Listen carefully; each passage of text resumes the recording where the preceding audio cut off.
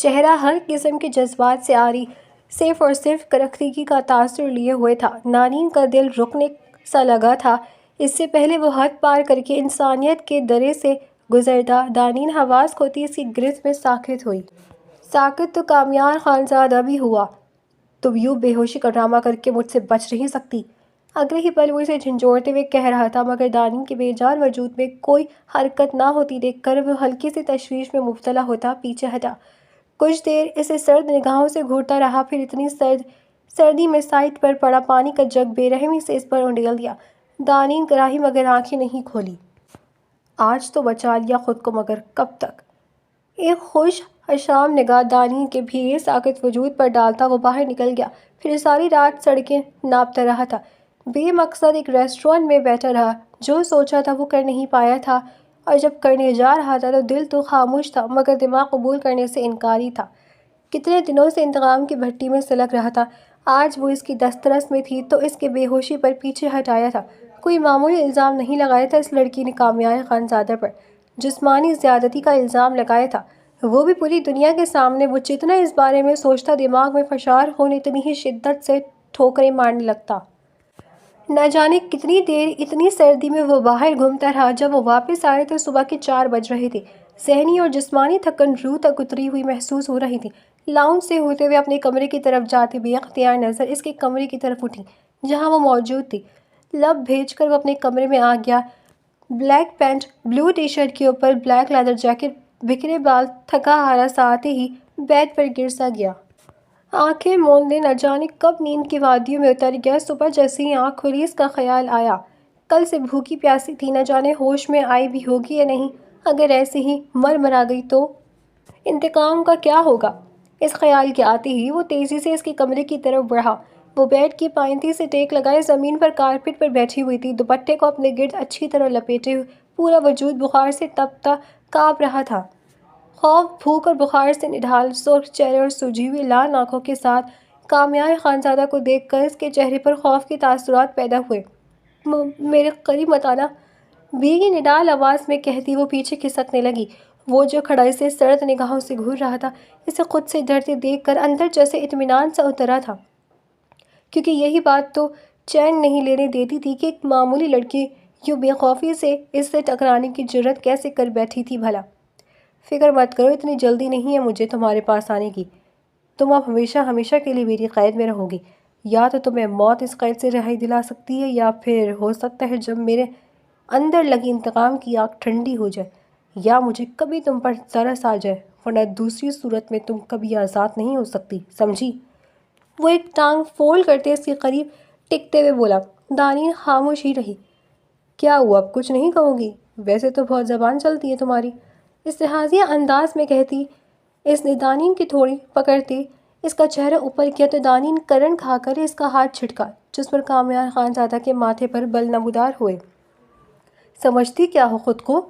دونوں ہاتھوں سے اس کا چہرہ دبوچتے ہوئے غرایا اور اگلے ہی پل خود ہی چونک گیا۔ اس کا چہرہ یوں گرم ہو رہا تھا گویا آگ کی بھٹی میں رہا ہو۔ بے اختیار اس نے دانین کی کلائی کو چھوا، وہ بھی آگ کی طرح جل رہی تھی۔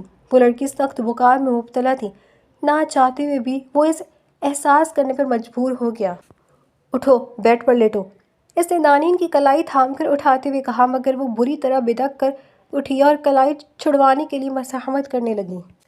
کچھ نہیں کر رہا میں تمہارے ساتھ، بخار میں جل رہی ہو تم اس لیے بیڈ پر لیٹنے کا کہہ رہا ہوں۔ چاہ کر بھی اپنے لہجے میں سختی نہیں لا سکا تھا۔ دانین جو کچھ اور سمجھتے ہوئے خوفزدہ ہو گئی تھی، ساکت سی ہو کر حیرت سے اس کی طرف دیکھنے لگی، مگر وہ اس کی حیرانگی کو اگنور کرتا دھکیلنے کے انداز میں بیڈ پر لٹا گیا۔ دانین کا دل بری طرح خوف سے کپکپایا۔ اس سے پہلے وہ اٹھنے کی کوشش کرتی کامیار خانزادہ نے اسے کمبل اوڑھا دیا تو وہ یکدم حرکت کرنا بند کر گئی۔ وہ اس پر کمبل ڈال کر باہر نکل گیا۔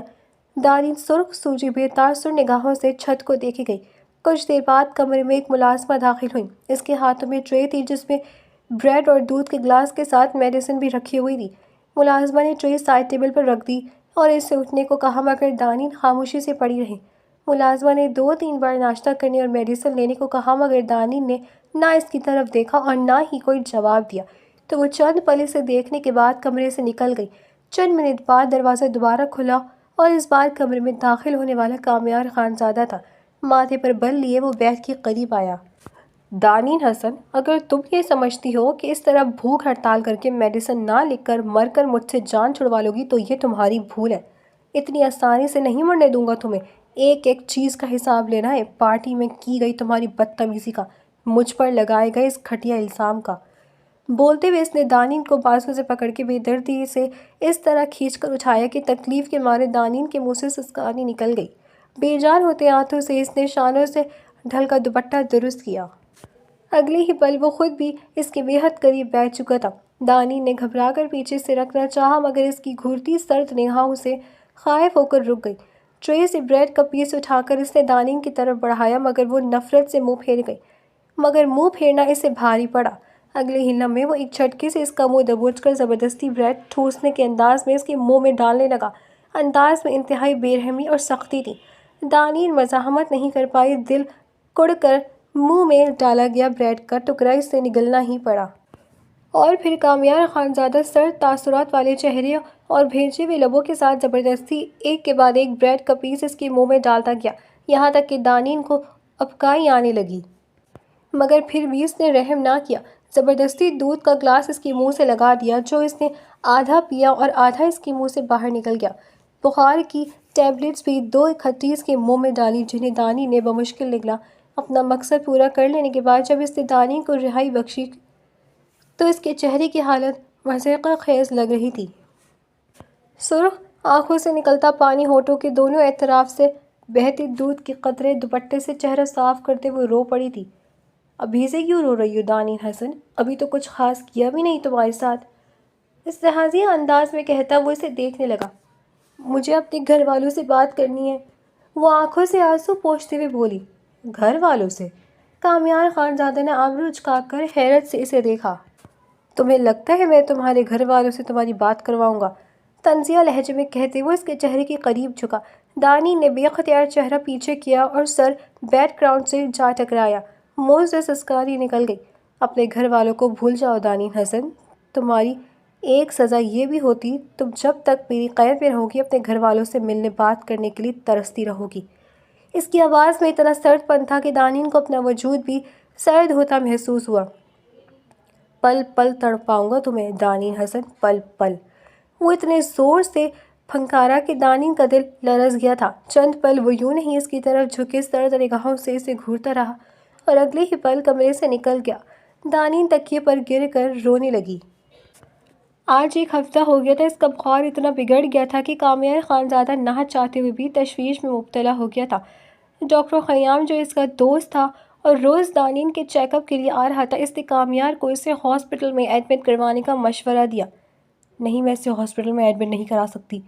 میڈیا کو بھنک لگ گئی تو پھر میرے لیے مسئلہ بن جائے گا۔ تم کچھ بھی کر کے اس لڑکی کو یہیں پر ٹھیک کرو۔ کامیار نے صاف انکار کیا۔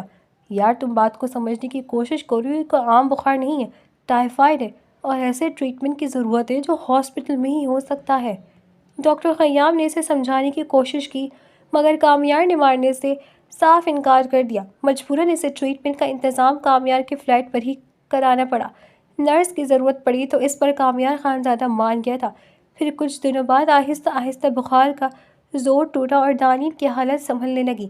پہلے وہ مکمل نیند کی حالت میں یا نیم بے ہوشی کی حالت میں رہی مگر اب حواس بحال ہو چکے تھے۔ زیادہ تر وقت سوئی رہتی اور جاگنے پر صرف چھت کو گھورتی رہتی۔ وہ جو اتنے دنوں سے اس کے ٹھیک ہونے کا انتظار کر رہا تھا، اب اس کے ٹھیک ہو جانے کے باوجود بستر نہ چھوڑنے پر تلملاتا ہوا اس کے پاس آیا۔ یہ ناٹک کب تک چلے گا محترمہ؟ کیوں بخار کا بہانہ بنا کر تم کب تک سزا سے بچتی رہو گی؟ اٹھو اب، اس نے دھاڑتے ہوئے کہا، ساتھ ہی بازو سے پکڑتے بستر سے کھینچ لیا۔ وہ کسی بے جان گڑیا کی طرح لڑکتی ہوئی اس کی گرفت میں آئی تھی۔ اسے اپنے قدموں پر کھڑا کرتے کامیار خانزادہ نے چائے کا آرڈر دیا۔ کمزوری کے باعث لرزتے وجود کو بمشکل سنبھالے وہ کچن میں آئی۔ تر و تازہ شاداب چہرہ بخار اور ٹینشن کی وجہ سے بالکل مرجھایا ہوا لگ رہا تھا۔ چائے بنا کر کپ اٹھائے جب وہ کچن سے نکلی تو سامنے ہی وہ لاؤنج میں صوفے پر بیٹھا موبائل یوز کر رہا تھا۔ دانین نے کپکپاتے ہاتھوں سے چائے کا کپ ٹیبل پر رکھا جب اس نے سرد لہجے میں کپ پکڑانے کا کہا۔ دانین نے جیسے ہی پکڑایا، اگلے ہی لمحے اس نے وہ کپ اٹھا کر اس کے پیروں کے قریب فرش پر دے مارا۔ دانین کے منہ سے چیخ نکل گئی۔ اس نے آگے بڑھ کر دانین کا بازو دبوچا تو وہ جو پہلے ہی کمزوری کی وجہ سے بمشکل کھڑی تھی، لہرا کر مکمل طور پر اس کی باہوں میں جھول گئی۔ کامیار خانزادہ نے سخت ناگوار نگاہوں سے اپنے بازو میں جھولتے وجود کو دیکھا اور پٹخنے کے انداز میں صوفے پر لٹا دیا۔ ایک تو یہ میڈم نازک مزاج اتنی ہیں، ذرا سی سختی برداشت نہیں کر سکتی اور فوراً بے ہوش ہو کر خود بچا لیتی ہیں۔ اب اس کے کیے کی سزا کیسے دوں اسے بے ہوش دیکھ کر وہ جھنجھلاتے ہوئے انداز میں سوچ رہا تھا۔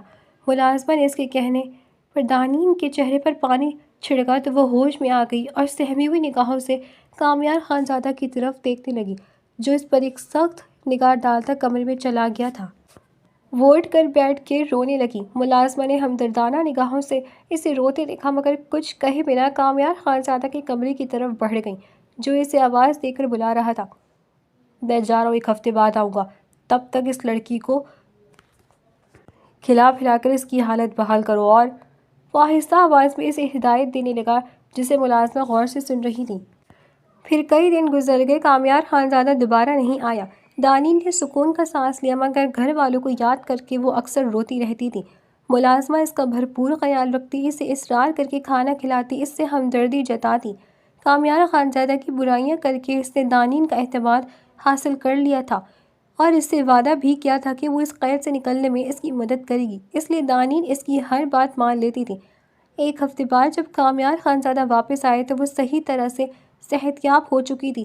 جہاں اسے ٹھیک ٹھاک دیکھ کر اس کی آنکھوں میں چمک آئی تھی، وہاں دانین کا دل اسے دیکھ کر لرز اٹھا تھا۔ ملازمہ نے تو کہا تھا کہ وہ بیرون ملک گیا ہوا تھا، 1 مہینے سے پہلے واپس نہیں آئے گا، اس کے آنے سے پہلے ہی وہ دانین کو وہاں سے بھگا دے گی، مگر اب اسے دیکھ کر دانین کی سانس بھی حلق میں اٹک گئی تھی۔ لاؤنج میں بیٹھا وہ ٹی وی دیکھ رہا تھا جبکہ دانین اس کے حکم پر کچن میں کھانا بنا رہی تھی۔ ملازمہ کو اس نے چھٹی پر بھیج دیا تھا۔ کھانا بناتے ہوئے دل مسلسل خوف سے لرز رہا تھا، نہ جانے وہ اس کے ساتھ کیا سلوک کرے گا۔ پھر وہی ہوا جس کا اسے ڈر تھا۔ اس نے جیسے ہی ٹیبل سیٹ کی، کامیار خانزادہ نے ایک بھی چیز کو چکھے بغیر ٹیبل الٹ دی اور دانین کو سب صاف کرنے کا حکم دیا۔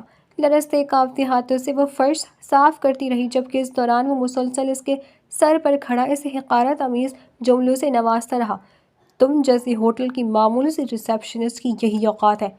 جب وہ فرش صاف کر کے اٹھ رہی تھی تب اس نے بے حد حقارت بھرے انداز میں کہا۔ دانین خاموش رہی۔ کچن کی صفائی کرتے ہوئے کمرے میں جانے کے خوف سے پورا وجود کانپ رہا تھا۔ پہلے تو اس کے بے ہوشی اور پھر بیماری نے اسے بچا لیا تھا، مگر آج وہ کیسے خود کو بچائے گی اگر وہ اپنی درندگی پر اترا ہوا تو؟ یہ خیال اس کا دل دہلائے جا رہا تھا۔ کام ختم کرنے کے بعد ڈرتے ڈرتے کمرے میں آئی تو اسے نہ پا کر سکون بھری سانس خارج ہوئی۔ جلدی سے کنڈی چڑھا کر وہ کمبل میں دبک گئی، مگر تھوڑی ہی دیر گزری تھی جب دروازے پر زور سے دستک ہوئی۔ دانین کا دل اچھل کر حلق میں آیا۔ دروازہ کیوں بند کیا ہے؟ کھولو! اگلے ہی لمحے کامیار خانزادہ کی دھاڑتی ہوئی آواز سنائی دی۔ دانین سہمی ہوئی نگاہوں سے دروازے کی طرف دیکھ رہی تھی جبکہ دوسری طرف وہ غصے سے چلاتے ہوئے دروازہ کھولنے کا کہہ رہا تھا، مگر دانین اپنے اندر دروازہ کھولنے کی ہمت نہیں کر پا رہی تھی۔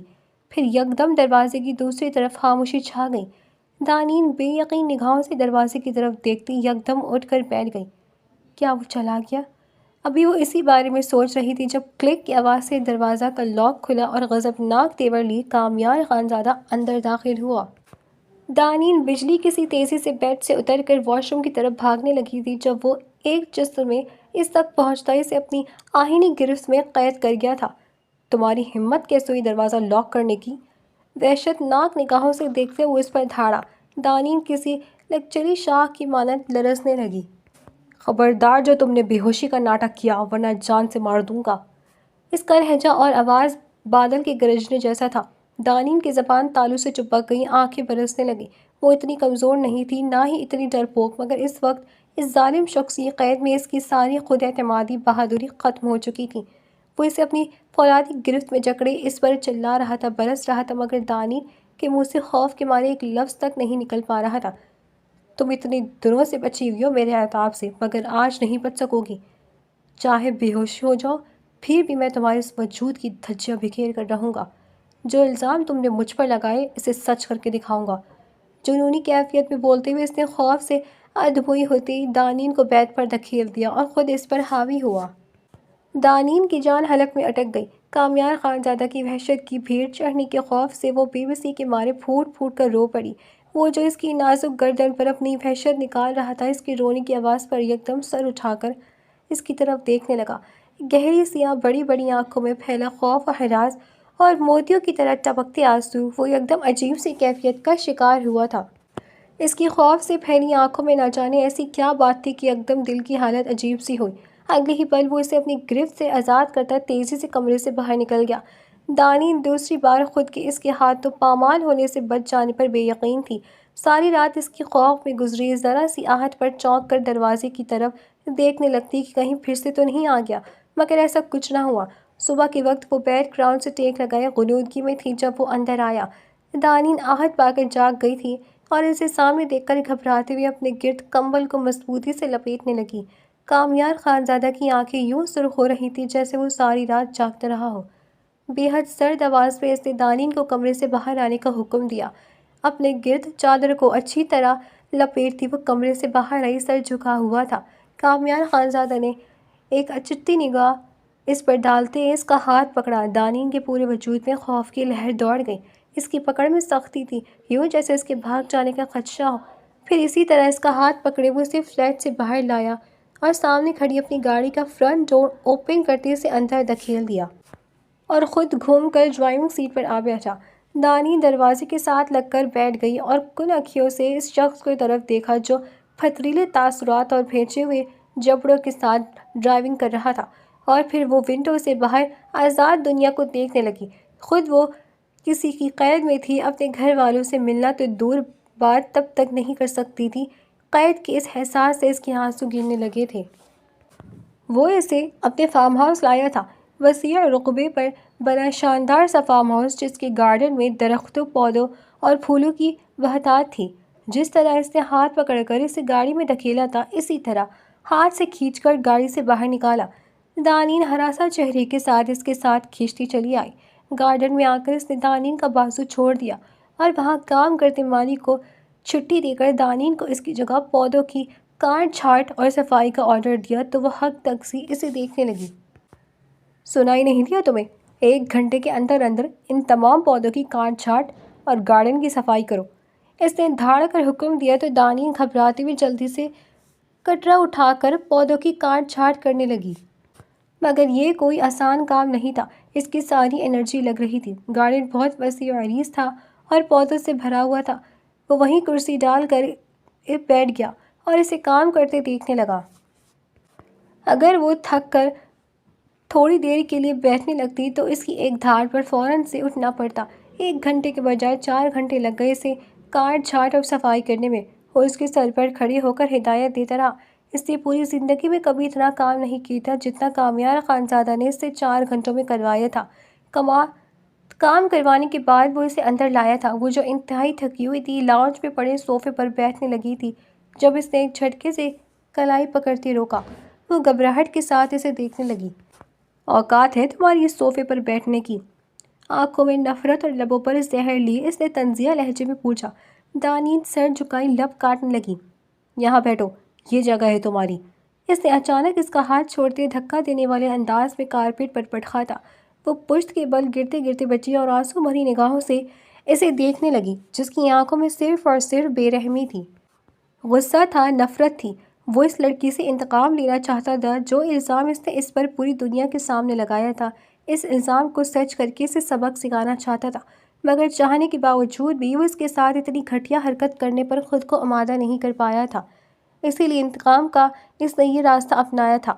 دانین کارپیٹ پر بیٹھی سر جھکائے اپنے آنسو پی رہی تھی جب کامیار خانزادہ کے حکم پر ایک ملازمہ اس کے آگے چھوٹی سی ٹرے رکھ گئی جس میں روٹیاں اور ایک کٹوری میں پتلی دال تھی۔ دانین اس کھانے کو حیرت سے دیکھنے لگی۔ اتنے دنوں سے ایسا کھانا نہیں ملا تھا جو اب مل رہا تھا۔ وہ اس کی حیرانی بھانپ کر تمسخرانہ لہجے میں بولا، آنکھیں پھاڑ پڑ کر کیا دیکھ رہی ہو؟ تمہاری اوقات کے مطابق تمہیں کھانا دیا ہے۔ وہ اس کے سامنے صوفے پر ٹانگ چڑھاتے بیٹھا اسے حقارت بھری نظروں سے دیکھ رہا تھا۔ کھانا کھاؤ۔ دانین کو کھانے کی طرف ہاتھ نہ بڑھاتا دیکھ کر حکم دینے والے انداز میں بولا، مجھے بھوک نہیں۔ دانین نے کمزور سی آواز میں انکار کیا۔ میں نے کہا ہے کھانا کھاؤ۔ وہ اس کے انکار کو خاطر میں نہ لاتے ہوئے دھاڑا تو مجبوراً دانین کو کھانے کی طرف ہاتھ بڑھانا پڑا۔ پتلی دال وہ بالکل نہیں کھاتی تھی۔ اگر گھر میں کبھی بن جاتی تو دیگچی کا ڈھکن اٹھاتے ہی اس کا واویلا شروع ہو جاتا۔ میں یہ پانی والی دال ہرگز نہیں کھاؤں گی۔ وہ صاف انکار کرتی تو اس کے نخروں پر اماں کا لیکچر شروع ہو جاتا، مگر ابا اپنی لاڈلی کا بھوکا بیٹھے رہنا تھوڑی نہ دیکھ سکتے، اس لیے اماں کے روکنے کے باوجود وہ اس کے لیے باہر سے کباب یا کوئی سالن لے آتے تو تب وہ کھانا کھاتی۔ اب پتلی دال کو دیکھ کر اسے ابا اماں وہ سارا سین اس شدت سے یاد آیا کہ آنکھیں ایک دم پانیوں سے بھر گئیں۔ نوالا منہ میں ڈالتے وہ سسکی۔ وہ جو اس کی طرف متوجہ تھا اس کی آنکھوں میں آنسو دیکھ کر اس کے ماتھے پر بل پڑ گئے تھے۔ آئندہ میرے سامنے آنسو مت بہانا، کیونکہ یہ میرا دل نرم نہیں کر سکتے، الٹا مجھے غصہ دلاتے ہیں، لہٰذا اگر میرے غصے سے بچنا چاہتی ہو تو انہیں میرے سامنے بہانا بند کرو، وہ سرد لہجے میں وارننگ دیتے ہوئے بولا۔ دانین نے جلدی سے اپنے آنسو صاف کر لیے۔ اس کے لیے ایک مشکل زندگی کا آغاز ہو چکا تھا۔ کامیار خانزادہ نے فارم ہاؤس میں صفائی کرنے والے ملازمین کو چھٹی پر بھیج دیا اور یہ کام دانین کے ذمہ لگا دیا۔ اس سے اپنی نگرانی میں یہ کام کراتا، ذرا سی کمی بیشی ہو جاتی تو بار بار وہی کام کراتا۔ جب صفائی ستھرائی کرنے کے بعد وہ تھک کر نڈھال ہو جاتی تو کچن میں کام کرنے والی ملازمہ کامیار خانزادہ کے حکم پر اسے کچن کے کاموں پر لگا دیتی۔ پورا دن آرام کرنے کے لیے ایک منٹ بھی نہ ملتا، اوپر سے جو کھانا دیا جاتا وہ ملازمہ کو ملنے والے کھانے سے بھی زیادہ سادہ ہوتا، عموماً روٹی کے ساتھ دال یا آلو کی بھجیا ہوتی۔ خود اس کے سامنے وہ عالیشان ڈائننگ ٹیبل پر جو مختلف اقسام کے کھانوں سے بھری ہوتی تھی وہاں بیٹھ کر کھانا کھاتا تھا۔ دانین کو کسی چیز کی خواہش نہیں تھی سوائے اس قید سے رہائی پا کر اپنے والدین کے پاس جانے کی۔ اس فارم ہاؤس میں آئے ہوئے اسے ایک ہفتہ ہو گیا تھا۔ بے تحاشا کام کی تھکن اس کے انگ انگ سے آیا تھی، چہرے کی دلکشی اور شادابی نچڑ گئی تھی۔ بڑی بڑی سیاہ آنکھوں کی چمک ختم ہو چکی تھی، وہ اب یا تو آنسو سے تر نظر آتی یا پھر ویران۔ حولیہ کسی ملازمہ کے حلیے سے بھی زیادہ کمتر تھا۔ یہ سب کامیار خانزادہ کی ہی نگاہوں سے اوجھل نہیں تھا، بلکہ وہ یہ سب دیکھ کر سکون محسوس کرتا تھا۔ ایک ہفتے سے وہ فارم ہاؤس سے ہلا بھی نہیں تھا۔ اس روز صبح کو جب وہ گارڈن کی صفائی کر کے اندر آئی تو حولیہ بہت میلا ہو رہا تھا۔ اس کے پاس 2 ہی سوٹ تھے، ایک اس کا اپنا اور ایک اس فلیٹ میں ملازمہ نے دیا تھا، جسے وہ بحالت مجبوری اس وقت استعمال کرتی تھی جو اپنا جوڑا دھو کر خشک کرنا ہوتا۔ اس روز کامیار خانزادہ نے بڑی ناگوار نگاہوں سے اس کے میلے کپڑوں کو دیکھا اور اسے مخاطب کیا۔ سنو، تمہارے پاس اور کوئی کپڑے ہیں؟ کچن کی طرف جاتی دانین نے رک کر نفی میں سر ہلایا تو کامیار نے کچھ سوچتے ہوئے ملازمہ کو آواز دی جو فوراً حاضر ہوئی۔ سنو رخشندہ، تمہارے پاس جو کپڑے فارغ ہیں تم نہیں پہنتی وہ لا کر اسے دے دو۔ کامیار خانزادہ کے حکم پر ملازمہ نے تو تابعداری سے سر ہلایا تھا، مگر دانین چپ نہ رہ سکی۔ اس کی ضرورت نہیں، میں کسی کی استعمال شدہ کپڑے نہیں پہن سکتی، یہی دھو کر دوبارہ پہن لوں گی۔ اس کی بات سن کر اپنی جگہ سے اٹھ کر اس کی طرف بڑھا اور ساتھ ہی اشارے سے وہاں سے ملازمہ کو جانے کو کہا۔ کیا میں نے تم سے پوچھا ہے کہ تم دوسروں کے استعمال شدہ کپڑے پہنتی ہو یا نہیں؟ اس کے قریب آ کر وہ ترشت لہجے میں بولا تو دانین خوف سے دھڑکتے دل کے ساتھ لب کچلنے لگی۔ آئندہ بنا اجازت میرے سامنے زبان مت کھولنا، سمجھی؟ دفع ہو جا یہاں سے۔ وہ دھاڑا تو دانین گھبرا کر وہاں سے ہٹ گئی۔ دوسرے دن رخشندہ نے اسے اپنے استعمال شدہ 2 سوٹ جو اتنی بری حالت میں نہیں تھے لا کر دیے، جنہیں دانین نے خاموشی سے رکھ دیا تھا، استعمال نہیں کیا، اپنے جوڑے کو ہی دھو کر دوبارہ پہنے ہوئی تھی۔ جب اسی شام کامیار نے رخشندہ کو بلا کر کپڑوں کا پوچھا تو اس نے کہہ دیا کہ وہ کپڑے دانین بیوی کو دے چکی ہے، اب وہ نہیں استعمال کر رہی تو ان کی مرضی۔ کامیار خانزادہ کے چہرے کے تاثرات سخت ہو گئے۔ اس نے فوراً دانین کو بلا کر حکم دیا جو کپڑے رخشندہ نے دیے ہیں وہ پہن کر آؤ۔ دانین کو نہ چاہتے ہوئے اس کا حکم ماننا پڑا۔ جب وہ رخشندہ کا دیا ہوا جوڑا پہن کر اس کے سامنے گئی تو وہ تمسخرانہ نگاہوں سے دیکھتے ہوئے بولا، یہی اوقات ہے تمہاری میرے ملازموں کی اترن پہننے کی۔ یہ بات اب ہمیشہ ذہن میں رکھنا کہ تمہاری اوقات کامیار خانزادہ کے ملازمین سے بھی گئی گزری ہے۔ دانین کی عزت نفس پر بہت گہرا وار تھا جسے وہ خاموشی سے برداشت کر گئی، کیونکہ اب اس کے سوا کوئی چارہ نہ تھا۔ دن یوں نہیں گزرنے لگے، دانین کاموں میں مصروف رہتی مگر دل اس کا ہمہ وقت گھر والوں کی یاد میں تڑپتا رہتا تھا۔ اس روز کامیار خانزادہ کہیں باہر گیا ہوا تھا، ملازمہ کچن میں مصروف تھی جب دانین نے چپکے سے لینڈ لائن فون اٹھا کر گھر کال ملائی جو دوسری طرف سے فوراً اٹھا لی گئی۔ ماں کی آواز سن کر دانین خود ضبط نہ کر سکی اور ہچکیوں سے رونے لگی۔ اسی لمحے کسی نے اچانک اس کے ہاتھ سے ریسیور جھپٹا۔ دانین نے دہل کر دیکھا تو کامیار خانزادہ کو دیکھ کر چہرے کی رنگت سفید پڑ گئی۔ کامیار خانزادہ کا بھاری ہاتھ اس کے نازک سے گال پر پڑا تھا۔ وہ بری طرح لڑکھڑا کر پیچھے رکھے صوفے پر جا گری تھی۔ تمہاری ہمت کیسے ہوئی فون کو ہاتھ لگانے کی؟ بہت تڑپ رہی نا گھر والوں سے بات کرنے کے لیے؟ میں ابھی ان کا قصہ ختم کرواتا ہوں تاکہ تمہاری تڑپ ختم ہو سکے۔ شیر کی مانا دھاڑتے ہوئے اس نے جیب سے فون نکالا۔ دانین روتے ہوئے اس کے قدموں میں آ بیٹھی اور منتیں کرنے لگی کہ اس کے گھر والوں کو نقصان نہ پہنچائے۔ کامیار خانزادہ نے جھک کر اس کے بال مٹھی میں جکڑے۔ یہ لاسٹ وارننگ ہے، آج کے بعد ذرا سی بھی غلطی کی تو زندہ گاڑ دوں گا۔ اس کے خوف سے سفید ہوئے چہرے پر اپنی خونخوار نظریں گاڑتے اسے دھمکی دی۔ دانین نے تکلیف کی شدت سے آنکھیں بند کر لیں۔ ایک تنفر بھری نگاہ اس پر ڈالتے وہ وہاں سے چلا گیا تھا۔ ساری رات دانین کے روتے ہوئے آنکھوں میں کٹ گئی۔ بار بار پچھتاوا گھیرتا رہا کہ کاش اس روز پارٹی میں کامیار شاہ پر ہاتھ نہ اٹھایا ہوتا تو آج یہ دن نہ دیکھنا پڑتا۔ مگر ہونے کو کون ٹال سکتا ہے؟ جو تقدیر میں لکھا ہوتا ہے وہ تو ہو کر ہی رہتا ہے۔ 1 مہینہ گزر گیا تھا اس فارم ہاؤس پہ، ایک پل ایک لمحے کے بھی کامیار خانزادہ کو ابھی تک اس پر رحم نہیں آیا تھا۔ ملازمہ روز صبح 4 بجے کامیار خانزادہ کے حکم پر اسے اٹھا دیتی تھی اور اسے لے کر فارم ہاؤس کے اس ایریا پہ جاتی جہاں جانور اور پرندے تھے۔ دانین کے ذمہ ان سب کو الگ الگ مختلف قسم کا چارہ اور خوراک دینی ہوتی تھی۔ پھر سورج نکلنے تک وہ اسی کام میں مصروف رہتی، اسے دوبارہ سونے کی اجازت نہیں تھی۔ ایک روز جب کاموں سے تھک کر چور ہوتی وہ سونے کی شدید خواہش لیے کامیار خانزادہ سے اجازت لینے آئی تو اس نے بری طرح بے عزت کر کے رکھ دیا۔ وہ اس پر برس رہا تھا جبکہ وہ خاموشی سے سر جھکائے اس کی زہر میں ڈوبی باتیں سن رہی تھی۔ جب فارم ہاؤس کے احاطے میں ایک مرسڈیز آ کر رکی اور اس میں سے سوٹ بوٹڈ مرد اور بے تحاشا ماڈرن عورت نکلی، وہ کامیار خانزادہ کا باپ جہانزیب خانزادہ اور ان کی بیوی شہلا خانزادہ تھی جو کامیار کی سوتیلی ماں تھی۔ باپ سے تو وہ اچھے انداز میں ملا، البتہ شہلا خانزادہ کو دیکھ کر اس کا موڈ خراب ہو گیا۔ یہی حال شہلا خانزادہ کا بھی تھا، دونوں ایک دوسرے کو ناپسند کرتے تھے۔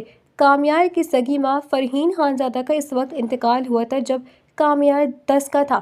اس کے بعد جہانزیب خانزادہ نے شہلا سے شادی کر لی تھی جو انہیں ایک پارٹی میں ملی تھی۔ شہلا نے کامیار کے ساتھ روایتی سوتیلی ماں والا رویہ اپنایا جس کی وجہ سے وہ جو بڑا ہوتا گیا اسے شہلا خانزادہ سے سخت نفرت ہوتی گئی۔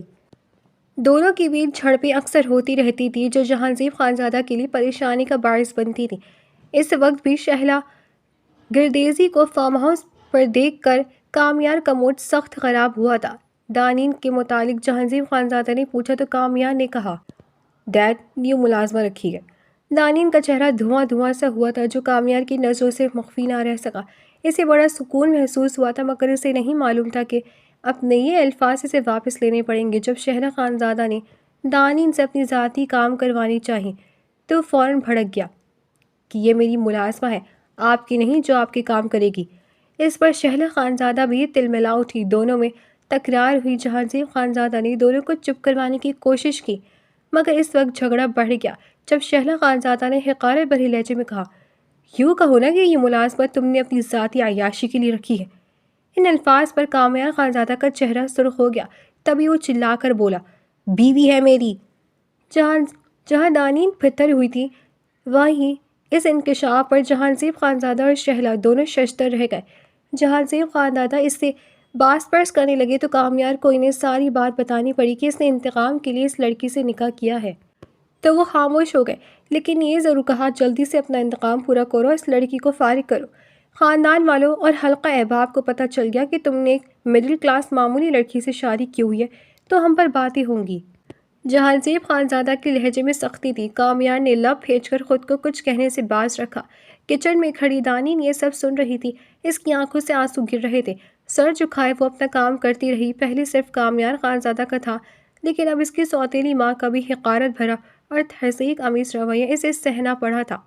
ایک دن کامیار نے شہلا خانزادہ کو اس کے ساتھ بدسلوکی کرتے دیکھا تو مشتعل ہو گیا، آپ کی ہمت بھی کیسے ہوئی میری بیوی کے ساتھ اس طرح کا سلوک کرنے کی؟ وہ غصے سے چلایا، کون سی بیوی؟ خود ہی تو کہا ہے تم نے کہ محض انتقام کے لیے نکاح کیا ہے اور ملازم بنا کر انتقام لے رہے ہو۔ تب اس ملازمہ کو میں نے کچھ کہہ دیا تو تمہیں تو غصہ کرنے کے بجائے خوش ہونا چاہیے کہ تمہارے انتقام لینے میں میں بھی مدد کر رہی ہوں۔ شہلا خانزادہ کا لہجہ تمسخرانہ تھا۔ Shut up! وہ چلا کر بولا، اور اسی پل جانے دماغ میں کیا آیا دانین کا ہاتھ پکڑ کر اپنے کمرے میں لے گیا۔ بے شک وہ اس لڑکی سے شدید نفرت کرتا تھا، اس سے انتقام لے رہا تھا، مگر شہلا خانزادہ کا اس لڑکی کے ساتھ رویہ وہ وقتی برداشت نہیں کر پایا۔ اس لیے نہیں کہ اسے دانین سے ہمدردی ہوئی تھی، بلکہ اس لیے کہ جس عورت سے وہ پہلے سے ہی نفرت کرتا ہے وہ کون ہوتی تھی دانین حسن کے ساتھ اس طرح پیش آنے والی، چاہے وہ خود جس طرح بھی دانین کے ساتھ پیش آتا۔ دانین کو کمرے میں لانے کے بعد وہ سرد لہجے میں بولا، جب تک یہ عورت ادھر ہے تمہاری سزا روک رہا ہوں، تم میری بیوی کی حیثیت سے رہو گی اس کے سامنے۔ دانین خاموش رہی، پھر اس سے فون کر کے کسی بوتیک سے دانین کے لیے قیمتی ڈریسز منگوائے۔ دل میں موجود نفرت اور غصے کو دبا کر جب وہ اس کے منگوائے گئے ڈریسز میں سے ایک ڈریس پہن کر اس کے سامنے گئی تو وہ چند لمحوں کے لیے ساکت سا ہوا تھا۔ بیبی پنک امبرائڈری والی ریشمی فراک پر سفید ٹراؤزر اور گلے میں سفید پنک کمبینیشن کا دوپٹہ لیے وہ کرسٹل کی مومی گڑیا لگ رہی تھی۔ کندھوں پر دوپٹہ ٹک نہیں رہا تھا، جس کی وجہ سے اس کا نازک سراپا بھی نمایاں ہو رہا تھا۔ کامیار خانزادہ چند پن کے لیے اس پر سے نگاہیں نہ ہٹا سکا۔ اس کی نظروں کی محویت پر دانین نے دانت بھیج کر رخ موڑا تو تب وہ چونک کر ہوش میں آیا اور چہرے پر سرد پھتریلے تاثرات طاری کرتے ہوئے بولا، سنو، یہ کاسمیٹکس کا سامان ہے، یہ بھی استعمال کرو، اس عورت کے مقابلے میں ذرا بھی کمی بیشی نہ ہو اور کسی خوش فہمی میں شکار مت ہونا، یہ سب محض میں اس عورت کی یہاں موجودگی کی وجہ سے کر رہا ہوں۔ اس کی بات پر دانین کے لبوں پر تلخ مسکراہٹ ابھری۔ سوتیلی ماں کو نیچا دکھانے کے لیے اپنا انتقام بھول کر وہ اسے اس کے مقابل لا رہا تھا، ورنہ کوئی رحم نہیں تھا اس کے دل میں دانین حسن کے لیے، اور یہ بات وہ اچھے سے جانتی تھی۔ تم اسی معمولی لڑکی کو میرے مقابل لا کر بٹھاؤ گے؟ رات کو کھانے کی ٹیبل پر جب وہ دانین حسن کا ہاتھ تھام کر اسے وہاں لایا تو شہلا جہانزیب خانزادہ بھی ششدر رہ گئے۔ یہ لڑکی تو تمہارا انتقام ہے نا، پھر اب یوں اس طرح؟ جہانزیب خانزادہ نے حیران ہو کر سوالیہ نگاہوں سے اسے دیکھا۔ کوئی انتقام نہیں ہے، محبت ہے میری۔ وہ تو ہمارے بیچ کچھ اختلاف ہو گیا تھا جس پر یہ خود ہی مجھے سزا دینے کے لیے ملازمہ بن کر گھوم رہی تھی، تو تبھی میں نے جھوٹ بول دیا۔ دانین کے پلیٹ میں رائس ڈالتے ہوئے اس نے اتنی مہارت سے جھوٹ بولا کہ خود دانین بھی ششدر ہو کے اسے دیکھنے لگی۔ وہ بڑی محبت اور نرمی سے اسے کھانا کھانے کو کہہ رہا تھا۔ شہلا خانزادہ جو سکتے کی حالت میں بیٹھی ہوئی تھی یکدم ہوش میں آتے ہوئے چلائی، تم اس معمولی لڑکی کو بیوی بنا کر میرے مقابل بٹھاؤ گے؟ ان کا سوال چیخ سے مشابہ تھا۔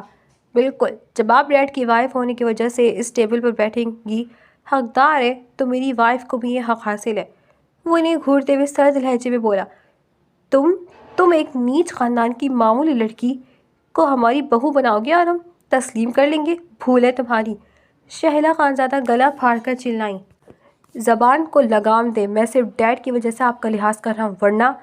کامیار خانزادہ بھی کرسی سے اٹھتے چلا کر بولا تھا، کامیار بدتمیزی مت کرو۔ جہانزیب خانزادہ نے اسے شہلا سے لڑتے دیکھ کر غصے سے ٹوکا، مگر وہ کوئی تحمل مزاج نہیں تھا جو خاموش رہتا برداشت کر جاتا۔ اس کے اور شہلا خانزادہ کے بیچ زبردست تکرار ہونے لگی۔ دانین سہمی ہوئی بیٹھی تھی۔ شہلا خانزادہ کا کہنا تھا وہ سکون کے لیے کچھ عرصہ یہاں گزارنے آئی ہیں، مگر اس کی مڈل کلاس کم حیثیت بیوی کو وہ ہرگز برداشت نہیں کرے گی، اس لیے وہ جب تک یہاں ہے کامیار خانزادہ اپنی بیوی کو لے کر یہاں سے چلا جائے، مگر کامیار تو ان کے اس مطالبے پر ہتے سے اکڑ گیا تھا۔ ہرگز نہیں، میری بیوی یہیں رہے گی اور آپ کے برابر ہی حقوق ملیں گے اسے۔ آپ کو زیادہ تکلیف ہے تو آپ یہاں سے تشریف لے جا سکتی ہیں۔ اس نے بڑے سکون سے جواب دیا تھا۔ شہلا خانزادہ کو تو آگ لگ گئی تھی۔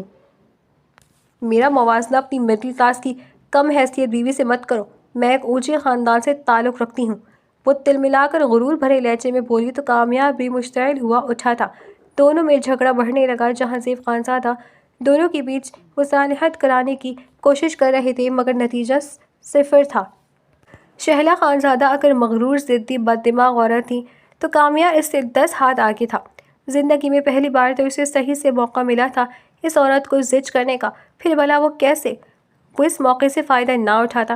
شہلا خانزادہ احتجاج کرتے ہوئے کھانے کی ٹیبل سے واک آؤٹ کر گئی تھی۔ جہانزیب خانزادہ اس کو منانے کے لیے اس کے پیچھے چلے گئے۔ کامیار خانزادہ اطمینان سے کھانا کھانے لگا۔ پہلو میں بیٹھی دانین حسن کی طرف سے اب وہ لا تعلق ہو چکا تھا، جو کھانے کی پلیٹ پر نظریں جمائے بیٹھی اپنے آنسو پی رہی تھی۔ اس کی بلا سے وہ کھاتی یا نہیں اسے کوئی پرواہ نہیں تھی، لہٰذا اطمینان سے اپنا کھانا کھاتا رہا۔ دانی نے چند بار کنیکیو سے اس کی طرف دیکھا۔ بلیک جینز پر ریڈ شرٹ اور بلیک لیدر کی جیکٹ پہنے وہ بے پناہ ہینڈسم لگ رہا تھا۔ سرخ و سفید دلکش نقوش والا چہرہ سپاٹ تھا، گھنے سیاہ بال ماتھے پر بکھرے ہوئے تھے۔ کاش جتنا خوبرو یہ باہر سے ہے اس کا اندر بھی ایسا ہی صاف شفاف ہوتا۔ ایک حسرت بھری نگاہ اس حسین مگر بے رحم شہزادے پر ڈال کر وہ انہی سوچوں میں گم تھی جب کامیار خانزادہ نے کھانا ختم کر کے اس کی طرف دیکھا۔ وہ سوچوں میں گم تھی، پلیٹ میں رکھا کھانا جوں کا توں رکھا ہوا تھا۔ کیا ہوا؟ دال روٹی کھانے کی عادت اتنی پختہ ہو گئی ہے کیا کہ اب یہ اوقات سے باہر کا کھانا حلق سے نہیں اتر رہا؟ اس کا لہجہ اور الفاظ طنزیہ تھے مگر دانین کو عادت پڑ گئی تھی اس کے تہذیب بھرے الفاظ اور تمسخرانہ لب و لہجہ برداشت کرنے کے لیے، اس لیے اس نے کوئی ری ایکشن نہیں دیا اور سرخ چہرہ لیے خاموش بیٹھی رہی۔ نہیں کھانا تو اٹھو یہاں سے، وہ روکھے لہجے میں بولا تو اس کے کہنے پر وہ خاموشی سے اٹھی اور اس کے پیچھے کمرے میں آ گئی۔ وہ چینج کرنے ڈریسنگ روم میں چلا گیا تھا۔ دانین جھجکتے ہوئے صوفے پر لیٹ گئی۔ وہ واپس آئے تو اسے صوفے پر لیٹا دیکھ کر ماتھے پر تیوری چڑھا کر بولا، مس دانین حسن، کس سے پوچھ کر یہاں لیٹی ہوں؟ تمہاری حیثیت یہاں صوفے پر نہیں بلکہ زمین پر لیٹنے کی ہے۔ کیا بار بار مجھے تمہاری حیثیت اور اوقات یاد دلانی پڑے گی؟ اس کی لفظ حقارت بھرے ہی نہیں بلکہ زہر میں ڈوبے ہوئے تھے۔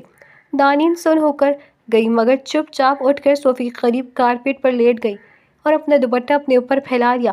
کامیار خانزادہ اسے زمین پر لیٹا دیکھ کر سکون محسوس کرتا بڑے آرام سے اپنے وسیع و عریض بیڈ پر جا کر لیٹ گیا تھا۔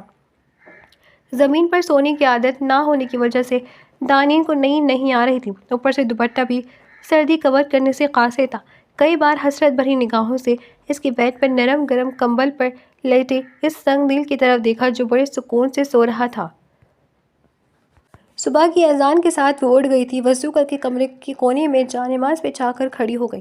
کامیار خانزادہ کی جب آنکھ کھلی تو نظر سیدھی اس پر پڑی جو دونوں ہاتھ دعا کے لیے ہاتھ اٹھائے تھی مگر لب خاموش تھے۔ سفید دوپٹے کے حالے سے جھانکتا اس کا چہرہ بہت پرنور لگ رہا تھا۔ وہ چند پل تو اپنی نظروں بھی اس پر سے نہیں ہٹا سکا۔ وہ جانماز لپیٹ کر اٹھی تو وہ چونکا اور فوراً سے نظروں کا زاویہ بدلا۔ ناشتے کی ٹیبل پر وہ اسے جب ساتھ لائے تو شہلا خانزادہ جو وہاں بیٹھی ہوئی تھی جہاں زیب خانزادہ کے روکنے کے باوجود تل ملا کر وہاں سے اٹھ گئیں۔ کامیار، تم اس لڑکی کو ناشتہ کمرے میں بھی منگوا کر دے سکتے ہو۔ جہاں زیب خانزادہ نے بیوی کے جانے کے بعد ناراض لہجے میں اس سے کہا تو وہ جو جوس کا گلاس اٹھا کر منہ کو لگانے جا رہا تھا واپس ٹیبل پر پٹک دیا۔ ڈیڈ، جو عزت اور مقام آپ کی بیوی کو حاصل ہے وہی میری بیوی کو بھی ملے گا۔ یہ وہیں بیٹھ کر کھائے گی پیے گی جہاں پر آپ کی بیوی کو بیٹھنے کا حق حاصل ہے۔ اور ہاں، آپ بھی اچھی طرح سن لیں اور اپنی بیگم کو بھی سمجھا دیں، میں اپنی بیوی کے لیے آئندہ تضحیق اور حقارت بھرے جملے ہرگز برداشت نہیں کروں گا۔ سرد لہجے میں باپ سے کہتے ہوئے وہ یہ بھول گیا تھا کہ حقارت اور تہذیب آمیز جملے تو وہ خود بھی اس لڑکی کے لیے دن رات استعمال کرتا تھا مگر اسے اس بات سے شاید کوئی فرق نہیں پڑتا تھا۔ وہ اس کا انتقام تھی، اس کی ملکیت تھی، خود چاہے جیسے اور جو بھی سلوک کرتا وہ اس کے ساتھ مگر کسی اور کو، خاص طور پر شہلا خانزادہ کو یہ حق ہرگز حاصل نہیں تھا۔ دانین بے تاثر انداز میں خاموشی سے باپ بیٹی کی بحث سن رہی تھی۔ وہ باپ کے سامنے میری بیوی کہہ کر اس کے حق میں بولتا اسے عزت دے رہا تھا مگر حقیقت میں دانین حسن کی عزت اس کے نزدیک 2 کوڑے کی بھی نہیں تھی۔ یہ بات وہ اچھی طرح جانتی تھی، اس لیے کامیار خانزادہ کے الفاظ اسے کسی قسم کی خوش فہمی میں مبتلا نہیں کر رہے تھے۔ پھر شہلا خانزادہ اور کامیار خانزادہ کے روز کے جھگڑوں سے تنگ آ کر جہاں زیب خانزادہ شہلا کو بڑی مشکل سے سمجھا بجھا کر وہاں سے لے گیا تھا، شہلا خانزادہ کے جانے کے بعد بھی کامیار کا غصہ کم نہ ہوا۔ وہ بے مقصد سڑکوں پر گاڑی دوڑا کر اپنے اندر کی کھلن کو کم کرنے کی کوشش کرتا رہا۔ رات کا 1 بج رہا تھا جب وہ واپس آیا۔ اپنے کمرے کا دروازہ کھول کر جو نہیں اندر داخل ہوا یکدم لائٹ چلی گئی۔ جھنجھلاتے ہوئے وہ انداز سے آگے بڑھا مگر پاؤں کسی نرم چیز سے ٹکرائے اور اگلے ہی لمحے وہ الجھ کر گر پڑا۔ نسوانی چیخ بے ساختہ تھی۔ اسی وقت لائٹ آ گئی۔ وہ زمین پر سوئی ہوئی دانین سے ٹکرا کر اسی پر گرا ہوا تھا جبکہ وہ اس کے بوجھ تلے دبی چیخ رہی تھی۔ تم یہاں کیا کر رہی ہو؟ وہ جلدی سے اس پر سے ہٹتا غصے سے بولا۔ سو رہی تھی، زیر دباؤ آنے والے جسم کے حصوں کو سہلاتے ہوئے روحان سے لہجے میں بولی۔ میرے کمرے میں کیوں سو رہی تھی؟ تم کیا مجھ سے پوچھا؟ وہ یکدم اس پر بھڑکا تھا۔ دانین حیران نگاہوں سے اسے دیکھنے لگی۔ مگر آپ نے تو کہا تھا اور میں اتنے دنوں سے یہاں وہ گھبراہٹ آمیز لہجے میں اسے یاد دلانے لگی تھی جب وہ اس کی بات کاٹ کر درشتگی سے بولا۔ شٹ اپ، میں نے شہلا خانزادہ کی موجودگی کی وجہ سے کہا تھا۔ وہ بہت اسٹیٹس کانشیس عورت ہے، تمہاری جیسی مڈل کلاس کم حیثیت لڑکی کو ان کے برابر لا کر میں انہیں تذلیل کرانا چاہتا تھا۔ اب وہ عورت پہلی دفعہ ہو گئی ہے تو تمہارا کیا جواز بنتا ہے یہاں سونے کا؟ وہ زہر خند لہجے میں بولا۔ دانین شرمندہ ہو گئی اور چپ چاپ اٹھ کر وہاں سے جانے لگی تھی جب وہ اس کی کلائی تھام گیا تھا۔ دانین کی سانس رک گئی تھی۔ اس نے گھبرا کر کامیار خانزادہ کے چہرے کی طرف دیکھا جو اسپاٹ تھا۔ آج سو جاؤ جہاں، مگر کل سے اسی کمرے میں سوگی جہاں پہلے سوتی رہی ہو، خوش لہجے میں کہتا وہ اٹھ کر ڈریسنگ روم میں چلا گیا تھا۔ واپس آئے تو وہ گھٹنوں میں سر دیے بیٹھی ہوئی تھی۔ اسے اگنور کرتا وہ لائٹ آف کرتے بیڈ پر لیٹ گیا اور آنکھوں پر بازو رکھ لیے۔ ابھی غنودگی میں ہی تھا جب اس کی سسکی سنائی دی، پھر ایک کے بعد ایک سسکیاں سنائی دینے لگی تو وہ جھنجھلاتے ہوئے اٹھ بیٹھا۔ کیا مصیبت ہے، سونے دو گی یا نہیں؟ تمہیں نہیں سونا تو یہاں سے دفع ہو جاؤ۔ وہ غیر آلود لہجے میں غرائے تو روتی ہوئی دانین گھٹنوں سے سر اٹھا کر اسے دیکھنے لگی۔ مجھے میرے گھر والے یاد آ رہے ہیں، وہ آنسو سے تر بھیگی لرزتی آواز سے بولی۔ چند لمحوں کے لیے وہ چپ سا ہو گیا مگر پھر اگلے ہی پل بے رخی سے بولا، تو میں کیا کروں؟ پلیز خدا کے لیے میری ایک بار ان سے بات کروا دیں، صرف ایک بار۔ میں نے خواب میں دیکھا میری امی بہت بیمار ہیں۔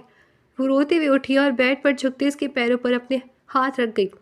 ایک لمحے کو وہ ہک دک سا رہ گیا مگر اگلے ہی پل اپنے پیر کھینچتا سنگ دل لہجے میں بولا، یہ تمہاری سزا ہے دانین حسن، اب تم کبھی ان سے نہ مل پاؤ گی نہ بات کر پاؤ گی۔ پلیز ایسا ظلم مت کرے، میں اپنی ہر خطا کی معافی مانگتی ہوں، بلکہ تم نے جو کیا میرے ساتھ میری عزت کے ساتھ وہ سب بھی معاف کرتی ہوں۔ وہ روتے ہوئے بولی۔ ابھی تک یہی سمجھتی تھی کہ کامیار خانزادہ نے اس کے ساتھ زیادتی کی تھی، جبکہ یہ بات سن کر کامیار خانزادہ کے وجود میں ایک بار پھر سے شرارے دوڑنے لگے تھے۔ Shut up, just shut up, میں نے تمہارے ساتھ کچھ نہیں کیا تھا، کیوں تمہارے دماغ سے یہ خناس نہیں نکلتا؟ وہ بیڈ سے اٹھنے معاشرے لہجے میں اتنا زور سے دھاڑا کہ دانین خوف سے لرزتے ہوئے اسے دیکھنے لگی۔ سوری، کپکپاتے لبوں سے نکلا۔ کیوں تم مجھے مجبور کرتی ہو ان پستیوں میں گرنے کی جن کے لیے میرا ضمیر مجھے اجازت نہیں دیتا؟ کیا چاہتی ہو جو کچھ میں نے تمہارے ساتھ کیا ہی نہیں وہ اب کر دوں؟ اشتعال بھرے لہجے میں کہتا وہ اسے بے دردی سے بیڈ پر دھکیل گیا تھا۔ دانین بری طرح دہل کر اسے دیکھنے لگی جس کی آنکھوں میں اس وقت سوائے سفاکیہ اور چہرے پر غصے کے سوا کوئی تاثر نہ تھا۔ مجھے معاف کر دیں، وہ روتی ہوئی اس کے ساتھ ہاتھ جوڑ گئی تھی۔